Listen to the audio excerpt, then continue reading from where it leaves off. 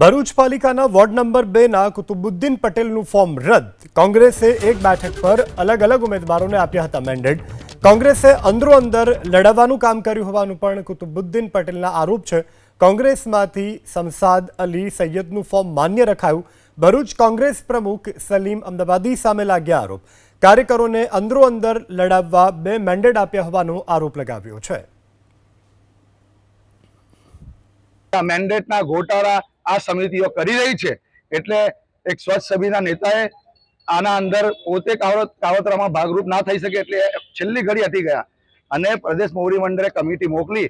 એ કમિટીનો પણ આદર ન રાખ્યો શહેર કોંગ્રેસ સમિતિના પ્રમુખે, એટલે પ્રમુખશ્રીએ આનો જવાબ આપવો પડશે અને કાર્યકર્તાઓની જે અંદર લડાવવાની, અંદર મતભેદ ઉભા કરવાની જે કોશિશ કરેલી છે એ ક્યારે માફ કરવામાં નહીં આવે અને આગલા દિવસોમાં પણ આના ઉપર એક વિપક્ષના કહી શકાય એટલે કોંગ્રેસના એક જવાબદાર નેતા તરીકે